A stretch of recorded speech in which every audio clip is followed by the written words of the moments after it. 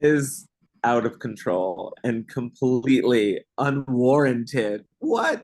Well, I have like 10 pages of questions to ask you, which we will not achieve in half an hour. But Man, rapid fire. I'm also like, what if Rasha doesn't want to talk about what I want to talk about? But it doesn't matter because I get to ask you the questions and you can pass. You can always pass. But Okay. anyway, welcome to whatever this is, office hours. I'm just so happy to have an excuse to talk to you and to ask you all the questions. And I've been told that we need to introduce ourselves. So I'm Lauren Whitehead. Hi, Assistant Arts Professor of Dramaturgy at Tisch School of the Arts in the Department of Undergraduate Drama. And you are? My name is Raja Feather Kelly, and I am a choreographer and director living on the streets of New York City. Ma'am. Good. I think you, in some ways, undersold your titles there. And I think that's like maybe where I want to start because you're a dancer and a choreographer, and you're a playwright and a director, and you are a style icon and a father, and you're a bitch and a mother and a child and a lover and a sinner and a saint. And I'm wondering, Amen. I mean, that's absolutely all right. you know what I mean? And so Yeah. and you're Yeah. also a Gemini. So, and I think it's worth naming that Yeah. because I'm curious about how you feel about that term multi-hyphenate. I'm wondering, what do we call you? And I'm also going to say, if you hate this question, what do you hope we talk about today? Okay, so I definitely rolled my eyes. I don't hate this question. I do not enjoy the word multi hyphenate. And I will decide, depending on who I'm talking to, which to include in my bracket of nomenclature for who I am. So Mhm. it's really I think of myself as an artist, and maybe I should just be like, I'm an artist. I'm a generative artist. I like to make things, and so I will make dances, I will make plays, I will make books, I will what have you. I enjoy the craft, the art, the rigor of Mhm. making. And I feel so lucky that I'm able to do that. And I feel so excited that when I decide or am invited to do that in another arena that may not be the arena that I am labeled under, I'm like, Mhm. I'm still gonna do me. And and I love that. So and I don't know why I don't like multi hyphenate. I think maybe the first time I heard it, it was used in a derogatory sense. Ah. And I was like, well, I'm not that. Like someone's like, oh, there goes the multi hyphenate, you know, Renaissance man Right. person who, what is that? What is that thing? Like Yeah, I know what you mean. Yeah, the something of everything, master of none, that weird. exactly. Yes. Yes, well, this is why I asked you the question, because I feel like sometimes when you're so good at so many things, um, there's a tendency for people to question that. And there's a way in which it becomes hard to define like who you are. And and we've talked a little bit about this just in our like personal conversations about being called into projects to do one of the many things that you're capable of, Uh-huh. right? And I wonder if because you get called into projects, right, you are the go-to, right? You're the go. It must be so nice to be the go-to, and yet you're entering into rooms quite often in service to other people's visions, and you bring to the table quite a lot of skills. And so I wonder, do you feel the need when you're in these other spaces to draw boundaries around what you've been called to do in that moment? Or do you just allow for the Raja Feather Kelly of it all to enter the room and to be all the things at all at once? Do you know what I mean? Yeah, I do. And it depends. it Mm, depends on it depends on who it is I'm collaborating with and if I truly trust them. mm. It depends on what my pay is. Come on. It depends on it depends on so many things, and each situation is different. So if I know I'm going into a collaboration and I get the sense that I am being brought on to do more than what they're telling me that I'm going to do, I Hmm. will ask. I will say like, "Hey," and also, and I know sometimes I want to, right? Sometimes I should also name that sometimes I go into a project and I'm like, I would love to be your choreographer. However, I do not know if I will be the best choreographer for you Mm, if I cannot also be on the dramaturgy team. Whoever's on that team, I need to be on that team because that is mhm, how I about choreography. I think about the storytelling. I think about the narrative threads. mm, I think about the logic of live theater, teaching an audience how to watch while they're watching that. And if I mhm. can be on the dramaturgy team, I would like to do that. And when it's my own desire, I don't always feel like then I'm like, okay, everyone understands what I'm here for. But sometimes you get an invitation and you hear them being like, depending on where someone is in their process, and you're like, we have all these questions or we have all these problems and we would like you to be there as the choreographer. And I'm like, that doesn't track. So I'll say, that sounds great. I understand that you're asking me to come on to be your choreographer and also your thought partner. And I believe that the thought partnership should have a compensation that is different than the Beautiful. choreographer collaboration. Yes. Um, Sometimes I go in there and I'm like, oh, I see what I'm being asked here to do. I'm not doing that. I can't. I'm Right? not Or doing it. I can't. Listen, I love so much how you talk about dramaturgy. And, when I was doing a little deep dive into all the questions that you've been asked in the last couple of years by people who've asked you thoughtful things, so that I didn't repeat those questions in this process and maybe I could ask you something new. You said this thing, if there's a plight that I'm after in the theater world, it's that the role of the choreographer is more than you think it is. It's not just about the dance phrases, it's about making sense of the physical life of the production, right? And so to me, that's why I'm like, how does this man not do that? How does this man not go in there and step on all these toes? Because if the physical life of the production is so much about the embodied experience of it. And once it's embodied, it's like, whose territory is this, right? And the other thing, okay, you go ahead. Go ahead.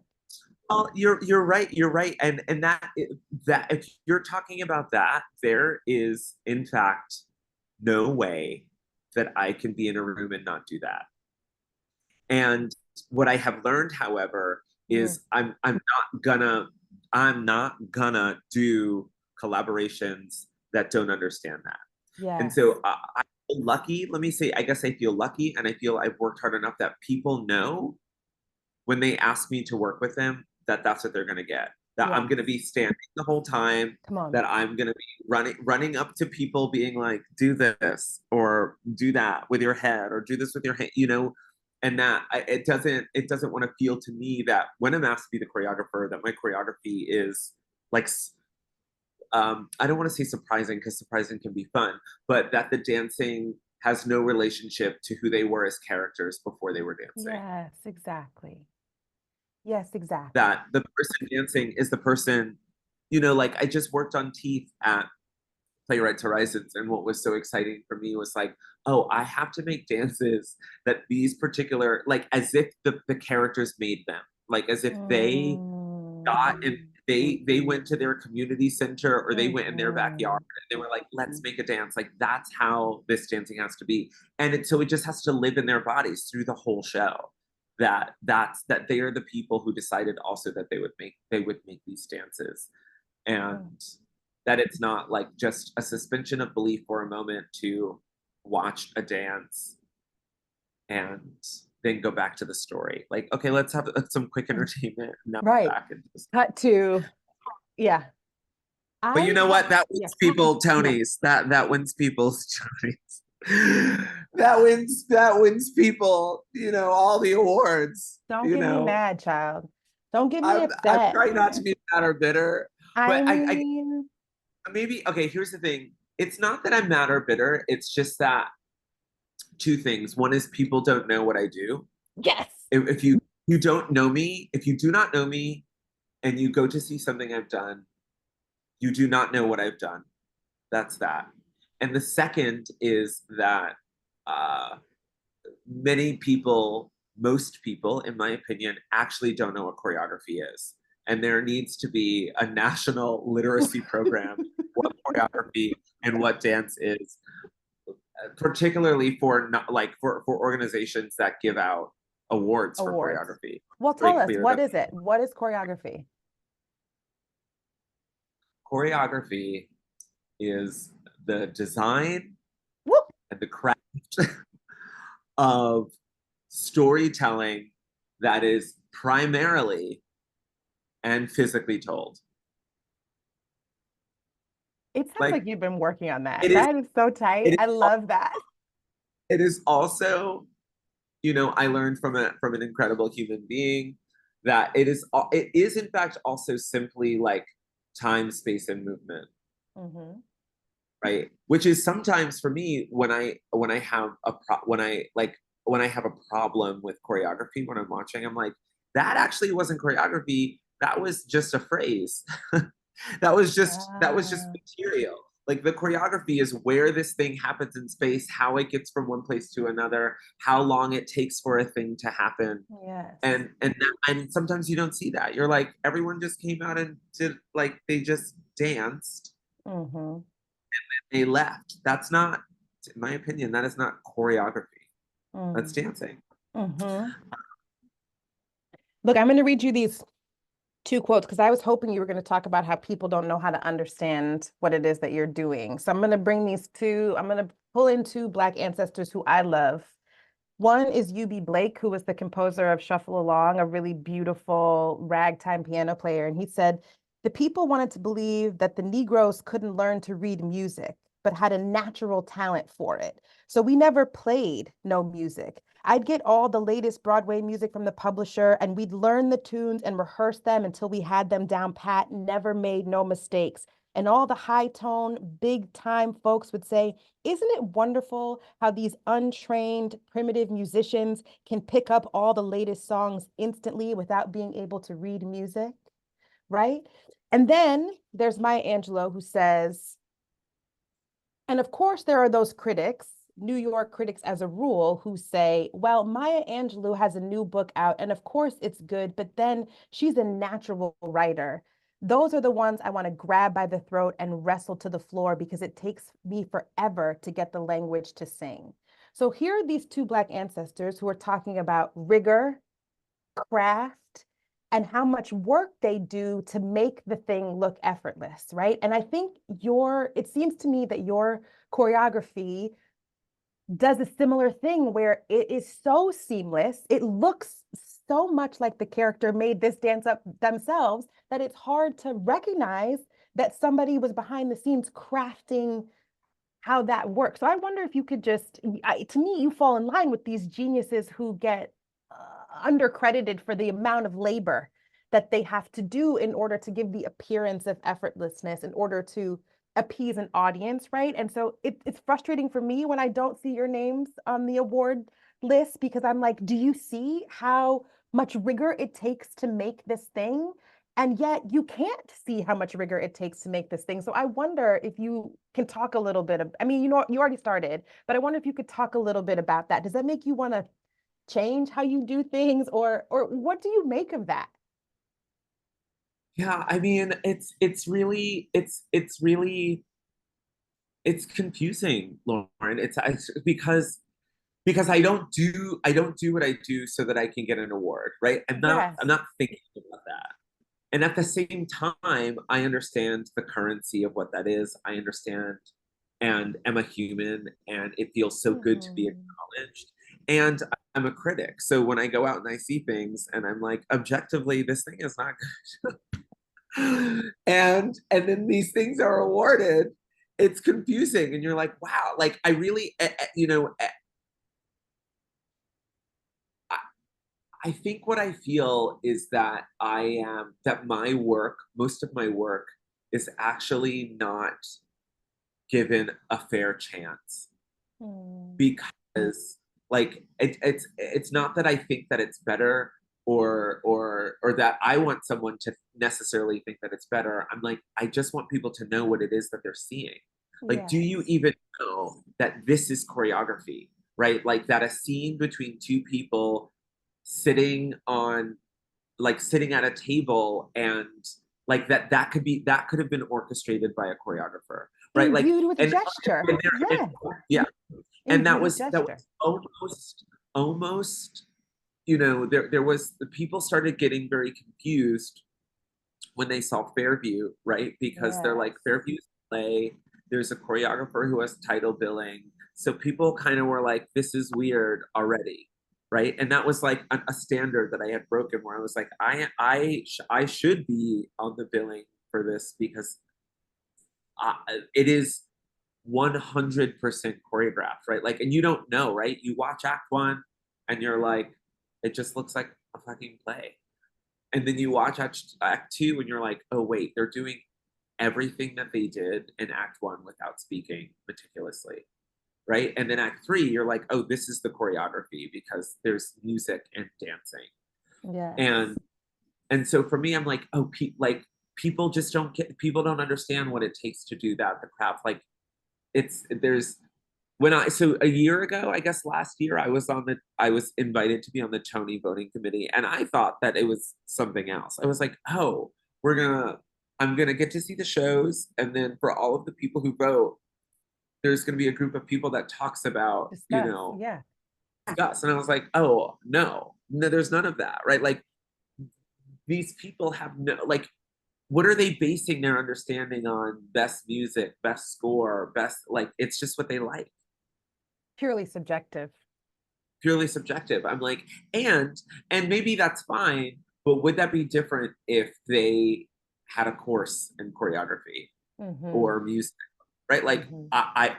I'm not a musician, and I imagine that if I took a course in music, I would hear music very differently. So if I were a judge of a music competition, I'd be like, well, that sounded good, and that I love that beat. And if I took a course in music, I'd be like, oh, I understand that this thing of having multiple time signatures, which can Yes. be annoying for me, is actually takes deep work and is building a thing, and that is special. And then I would be challenged to be like, oh, is Yes. this thing that has a simple melody that doesn't, evolve better because it sounds more pleasant, or is this, Mm. you know, Mm-hmm. polyphonic mix of time signatures, like really, really trying to like break the cycle and the mold, and should that be awarded, right? Like I would think differently. Mm-hmm.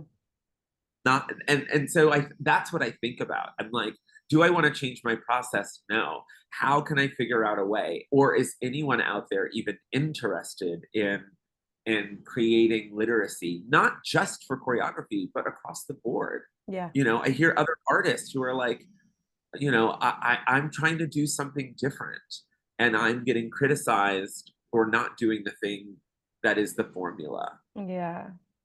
What, where do we get to, where's American Theater Magazine? Where are the dance critics going to Broadway shows and just reviewing all of the dance in a comparative study to be like, this is what dance is?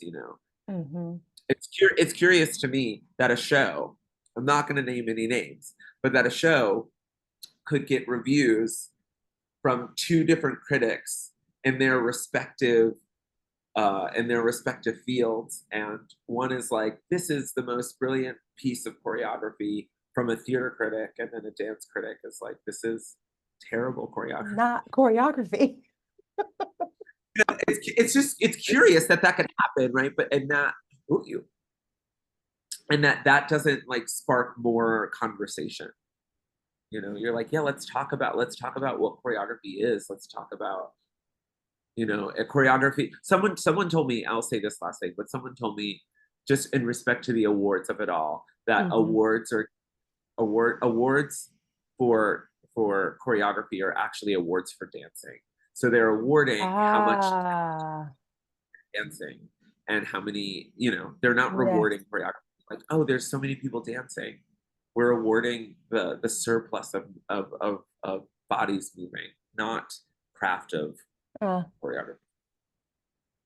it makes me think a lot about um our our audiences and what audiences have a tolerance for in terms of what's outside of the box or what's avant-garde. And um it this is not, I don't think this is going to be a graceful transition, but I was trying to formulate a question for you about reception, about your reception. And so I'm reading around and I'm looking at how you're talking about the change in the reception to your work over time in some ways.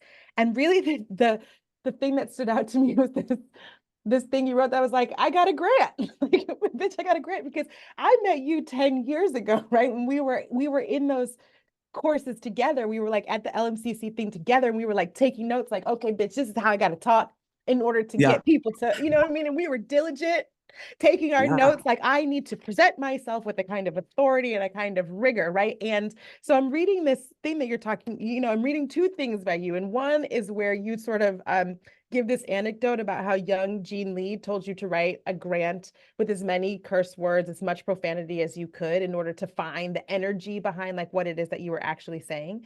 And the difference between that and how you had been positioning yourself in terms of trying to get money from these people.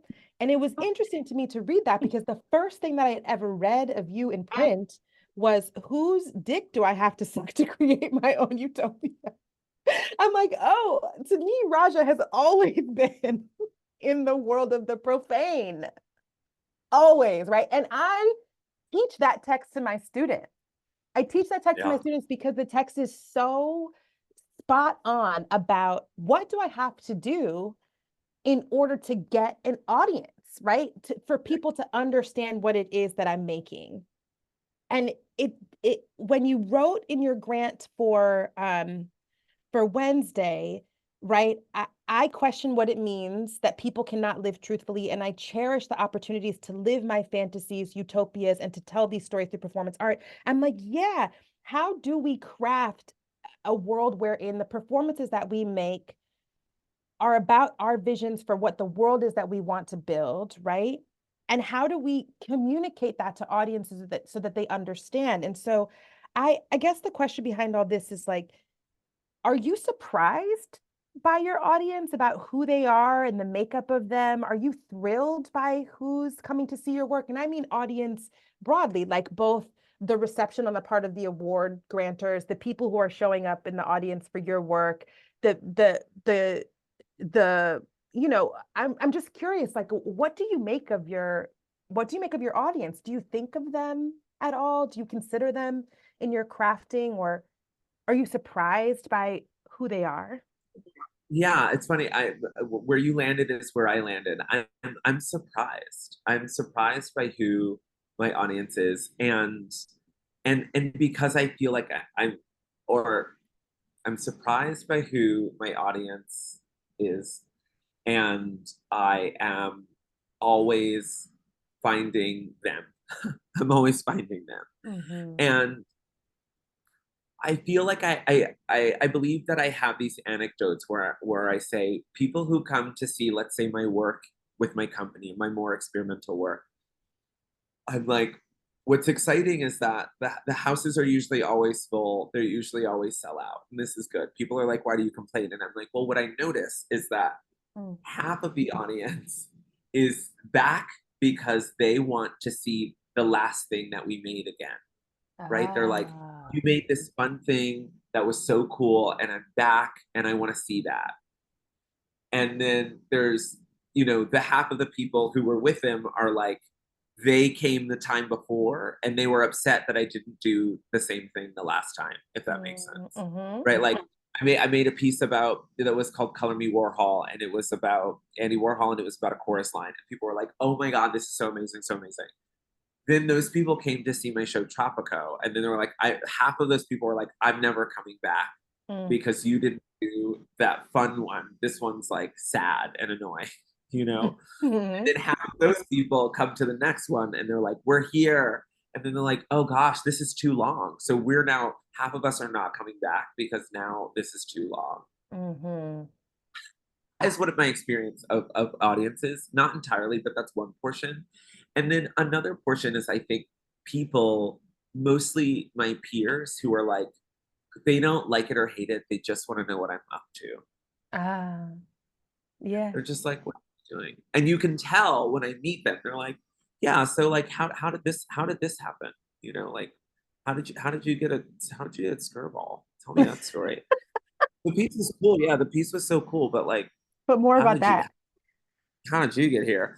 And then, and I've saved this one because because it's the one that's most special to me, and this is across the board, both in my company work, but then also my nonprofit and commercial work, is that I will be in a random place minding my business, and Mm. someone will be like, "Are you Raja Feather Kelly?"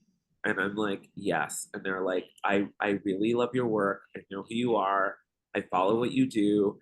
And somehow they know me enough. This is why I love it. They know me enough to know that like that's actually not enough for them to say to me. Mm. So then they keep going, right? Like they're like, "I just want to talk to you about like I saw that you developed this theme, and then I saw like later on how that theme like Ah, turned off." Like they know that I want yes. essentially a dramaturgical compliment Yeah. about my You choreography. better tell me And something nice. Talk nice to me. like it's like they mean it. They mean to say that they're a Yes. fan, or that they like the work, and that somehow took them to a place, because I have a lot of writing that exists in the world, and so they read something and they know, they're like, "Oh, if I'm gonna talk to him or compliment him, I've got to give Mhm. him more than just I thought it was cute." And Mhm. don't get me wrong, I love the people who will run by me and be like, "Yes, bitch, that shit was cute. I love it. That show is Mhm. gay. Bye." And you're like, "It is. I love you." Yes. So all, it's all of that. Um, yes. I want to ask you a personal question. Is that okay? Yeah, absolutely. I just want to know what you know now that you're a father. um, what do I know now that I am a father? Oh, I have so many answers. I'm a Gemini. Mhm. um, I know. I think my first thing was like I've always. I think that I'm pretty sure I've always been a father. Like Oh, I've always been a father. Um, I think I know. I think I know that. Oh well, I have so many things. I think I know what patience is.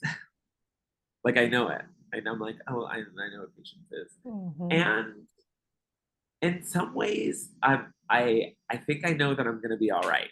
I'm like, I'm gonna be all right. Yes. I'll be right. I'll be okay. I'll be all right. Yes, I feel like the stakes change for things that I used to care about a lot more.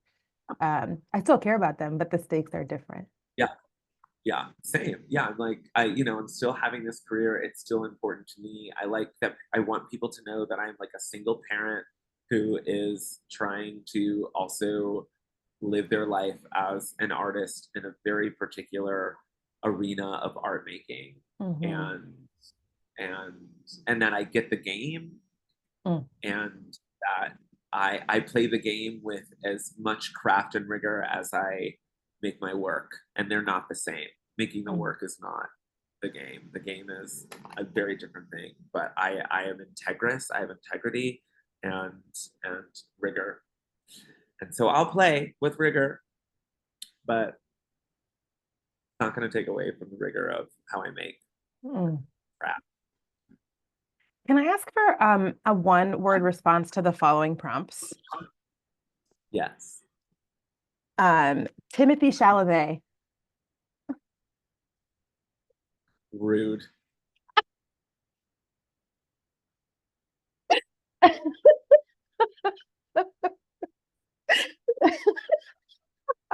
That was in fact my response, not that wasn't to you. I get it. Um, Taylor Swift.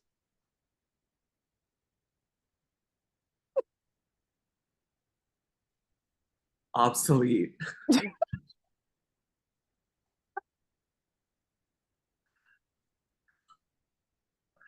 I don't even know if I'm using that correctly, but it is what came up. Um, The Eclipse.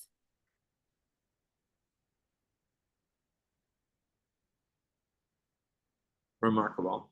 Aww. Um, Coleman Domingo.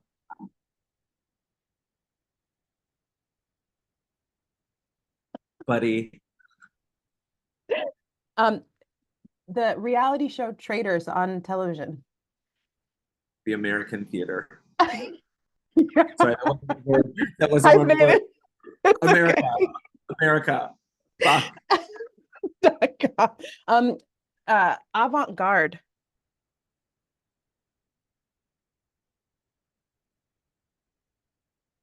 Hidden. Hidden. Um, the term outsider art.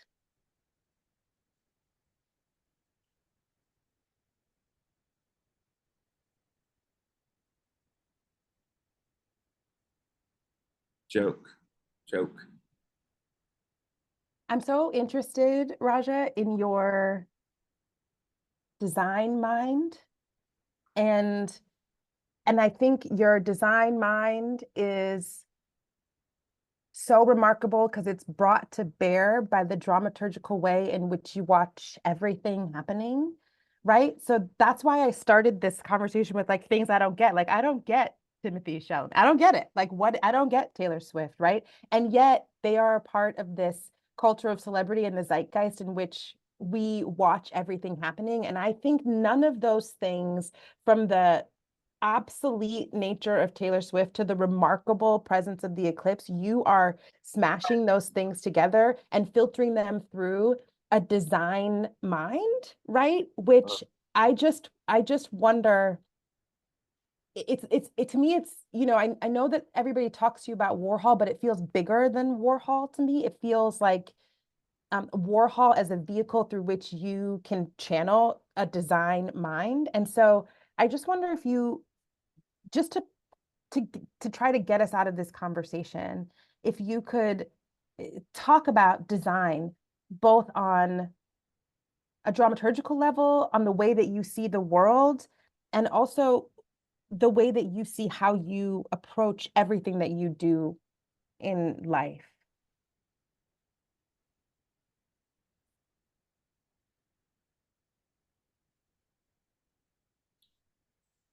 There's maybe, oh, I have sort of three images that come to mind immediately when you say this. And one is when I'm watching something and or making something, I think that it is like pulling a piece of thread, and that my interest is in keeping that thread taut. Ah, And where I know I have work to do is when it lets up, like when there's give. I don't want any give. And I think about that in the way that I make, but I think about that in the way I have conversations with people. I think about that in the way that I like, get up in the morning. I'm like, I need my thread taut. I need my thread, I just have to have my thread. Um, and then because my study, when I started studying dance and theater, and I was studying postmodernism, and this could be truth or not, the truth or not the truth, but when someone described to me, a teacher, that essentially, and now these are my words, that postmodernism is, for choreographers at least, or directors or makers, is that um, it's essentially like breaking something down into its essential elements. Mhm. and then like recrafting it back to a nameable thing, using those elements, right? And so that has always led me to believe that theater is, especially live theater, is something that you can teach people how to watch while they're watching it. You're like, I can have whatever fucking logic I want, right? Like I can follow any fucking rule I want. So as long as that I'm teaching you how to watch it while you're watching it. And that to me is like only design, right? It's only Yes. design. The thread is only design. You're like, how do I keep that? How do I keep that thread taut? It's about how I design the things around it, not just the pulling of it. Um, and and I think my experience of the world is also, you know, like, and I maybe have learned this from therapy, I guess a long time ago when I learned that, like, let's say for example, if you and I got into a fight, if you were like, Raja, I said I had to be done at 10:05 and I went to like, you know, 10:45 and we got into a fight, at some point I'd be like, Lauren, what is this fight really about? Like, I understand that Mhm. we're naming it as a thing about time, but what is it really about? And you might be like, well, I just actually have always felt like you never respected me. And I'd be like, great, that's what we're not fighting about that I went 5 minutes over. We're fighting because you have had this larger Mhm. belief in who I am and my respect for you, that is how we got here. And so I often think about that as well, which is like, what is the situation? What is the moment? What is the thing really about? What's the larger picture? And so once you have something, then it's about everything else around it, which I think that's about just, that's design. Um, Yeah, and I think what's so beautiful about all the things you're saying, I need my thread taut, right? Like I am reconstructing and deconstructing to reconstruct, and I am looking at the larger picture. To me, it's like it's dramaturgy. And that's why I'm always like, can you please come to my classes? Can you please talk to my students? Can you please tell me the theory? Can you please show them the practice? Can you please, please, please? Because you are one of, I think, the most special thinkers for which we also have products to look at the make, right? Because there's a lot of people who just think, and there's a lot of people who just make, but you really think and make, and those things have a coherence that make a kind of philosophical, that give a kind of philosophical presence or that make a theory that I think is dramaturgical, right? And I love to hear you talk about it. And I wish I had more time to talk about it with you right now, but I do have to go. And you said we could get out of here at 10:50. And I feel like you always disrespect my time. I don't feel like that. I really do. yeah. I love you so Oh, much. I love you I'm in awe too. in everything that you do and everything that you make. And I'm just like always desiring to be in conversation with you. So, call me. The feeling is mutual. It is Mm, mutual. I adore you. And yeah, I could talk all day, yeah, I especially know. with you. And it is drama. I think every conversation should be dramaturgical Me in one way too. or another. Don't get me started. Yeah. That's my whole, that's the thing that's the bone that I have to pick, right? Like it's all dramaturgy. That's what it is. It is. I truly believe that it is. Oh man, I love you. Kiss the baby for me, even though the baby don't know me. She did good. She let me have this meeting. I can't wait to meet her. She, was- Truly. she said, I know what I did, and I needed that. So have this meeting, and All right, Jay, is that good? um, Oh, you didn't talk about the show at all. That was on